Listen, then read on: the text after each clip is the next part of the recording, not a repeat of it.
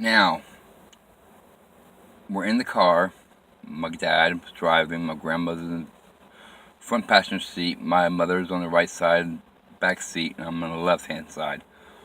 My dad drops me off at my great aunt Irene's house. My dad and my grandmother took my mom to the mental hospital.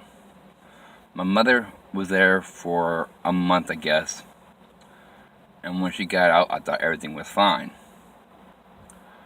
About 3 days later, I'm in school, third grade, in the classroom, doing my classwork.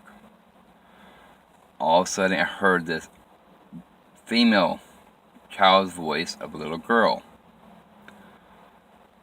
telling me when I get home, I need to get there as soon as possible.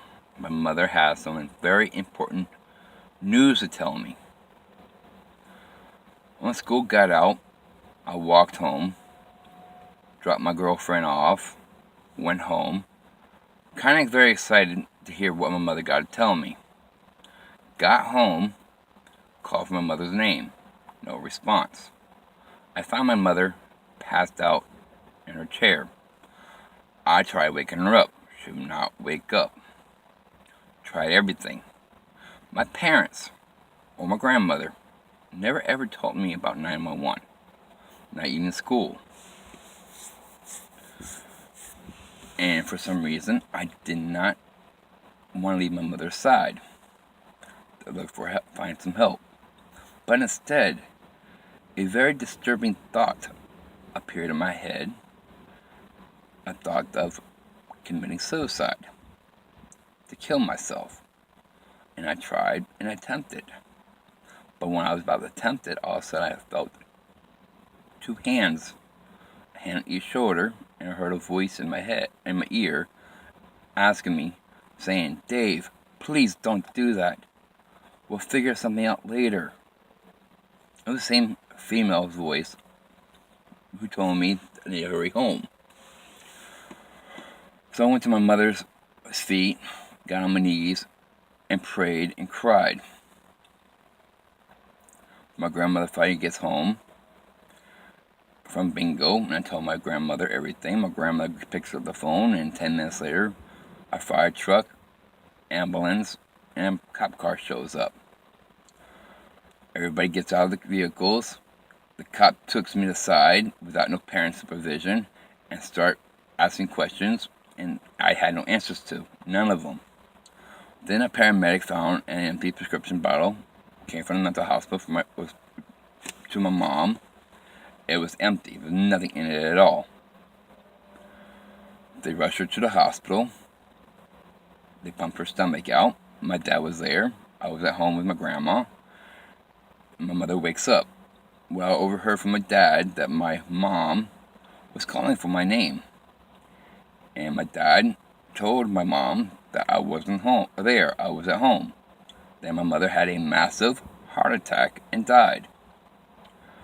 My dad told me the next day that my mom's dead. I didn't believe him at all. I thought he was lying. Then my dad decided to call everybody up, like my mom's side of the family. So my Uncle Bill and my Uncle Henry showed up. 4 days later, we went to the funeral. In a funeral service, home, not in church. Then when the funeral was over with, I went to my mother's casket. It was open. It was an open casket.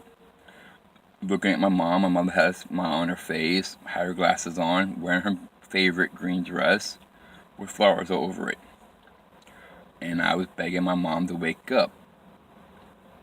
She wouldn't wake up, of course. I was 9.5 years old. Didn't know really knew nothing about death besides my ex-girlfriend that I kind of totally forgot about at the time.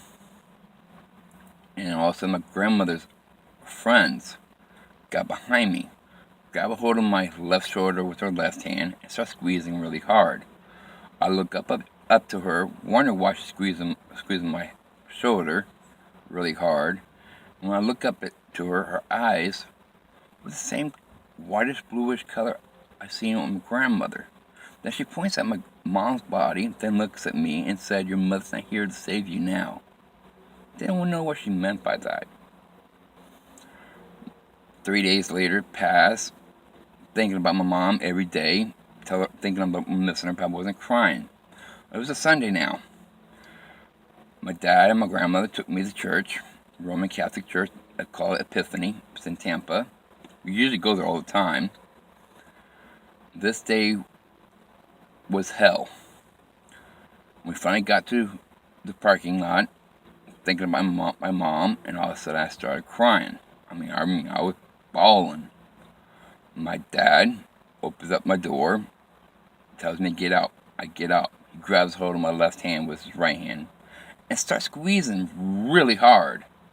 Then my grandma came over, grabbed my hold of my right hand, started squeezing my right hand really hard. They dragged me into church, didn't even bother bending down to see what's wrong with me, to see why I'm crying. We got inside the church, they stopped. Everybody in church turned, looked at us, then all of a sudden they started whispering. They were whispering a chant. Didn't know what the chant was at first, but now I know it was Latin. And I look up at my dad, and he looks down at me. His eyes was whitish, bluish color. Look up at my grandmother, same thing, this whitish, bluish color, and they both had this evil grin. Then they start walking. Of course, they're dragging me. I didn't want to move. I didn't know what the hell was going on. I wondered why they're not giving me comfort at all. We got to the fourth row up front, to the right. My grandma throws my hand down. My dad, still squeezing my hand, lifts me up with his right arm, still squeezing really hard, then tosses me like I'm a sack of potatoes. I hit the bench. It was a wooden bench in this church. I hit hard. It hurt. Then my dad yells at me, telling me to move to the very end of the bench. I did. The priest comes. They're doing a regular mass ceremony, and everybody in church was doing their whispering chant, and everybody is not telling anybody to shut up. They're all whispering. The priest was doing his regular ceremony mass, the whole thing, and I'm crying, constantly crying, missing my mom, freaking out because of what's going on around me. 35 minutes later, it was about to do the communion thing. My dad couldn't take it no more of my crying, I guess. He turns around, faces me, and I thought maybe he was going to give me a warm shoulder crown. Instead, he yells at me, top of his lungs. You can hear the echo of his voice in church. He asked, "Why am I crying for? Boy." I looked at my dad, the main reason why I was crying, told him, like, 'cause mom's gone, that's why.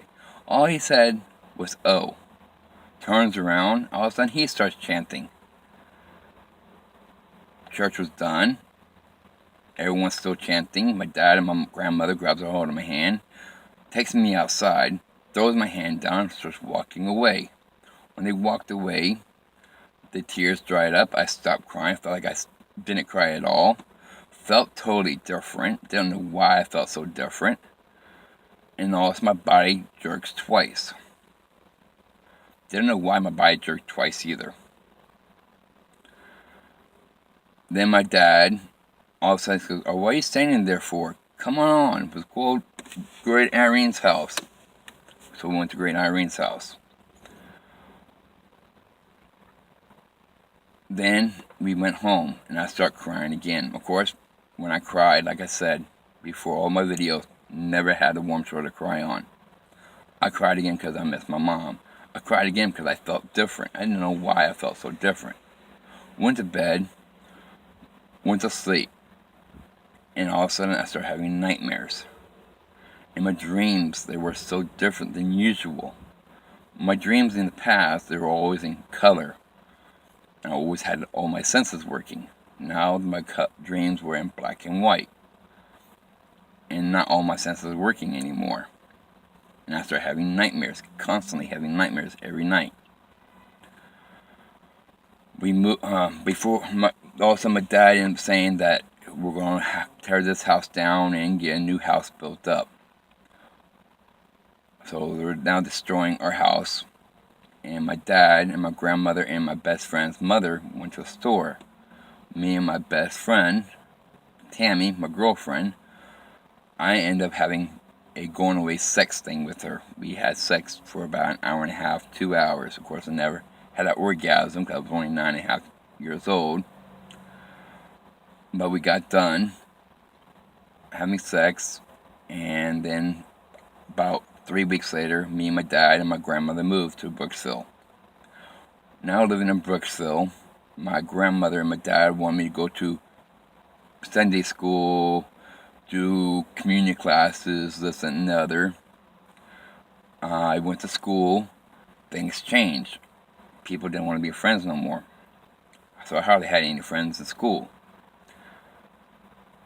One day in school, during recess, I was outside with a whole bunch of kids, but I was actually playing by myself because nobody wants to be my friend no more. All of a sudden, my vision just changed right in front of me. Instead of seeing what you see with your eyes, I ended up seeing colors.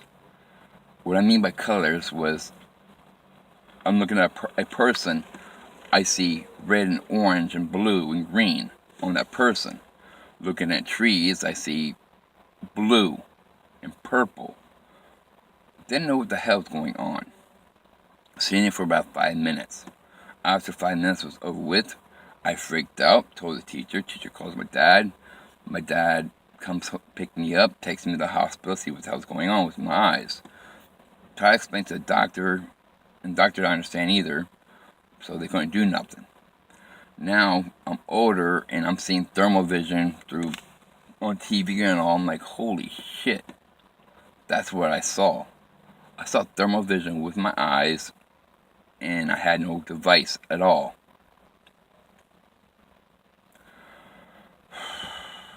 Now, while living in Brooksville, I was my only friend. Nobody around me. It was just me and my grandmother in the house. My dad is in Tampa working, MacDill Air Force Base. And I'm playing with my toys in the laundry room. All of a sudden I hear my grandmother screaming my name, like something frightened her. So I stopped what I was doing. I ran into the kitchen. I stepped on a potato, almost fell over. I stepped on a potato. A russet potato was in the middle of the floor in the kitchen. I picked it up, curious why the potato was on the floor. Ran to the living room, and before my grandmother asked me, or see my grandmother once, I kind of yelled at her and asked her why the potato is on the floor. She goes, "That's the main reason why I called you, or screamed your name." She goes, "That potato hovered from the potato bowl, because there's a potato, instead of having a fruit bowl, my grandmother likes putting potatoes in a bowl, and she puts it on the dining room table, or the kitchen table. She said that potato hovered out of the potato bowl, then flew." I kind of looked at her, I'm like, Mom, looked at my grandma, I'm like, "Grandma, you're crazy." That night, my grandma went to bed, I went to bed. I went to sleep. My grandmother comes in my room, wakes me up, and she asks me, she goes, "Dave, did you come in my bed and jump on my bed and run back in here?" I look at my grandma like, "Grandma, you just woke me up." "No, I didn't jump on your bed." She goes, "Oh, okay." So she goes back to bed. So I'm about to go to sleep myself. All of a sudden something jumps in my bed. I couldn't move. I froze. The only thing I moved was my right arm to cover my head. Next morning I woke up and I looked where I felt something jump on my bed. There was an imprint of a butt on my bed. All of a sudden the imprint just disappeared. Freaked me out. Went to my grandmother, told her the same thing, and then she goes, "Oh, I guess maybe your mom is checking up on you."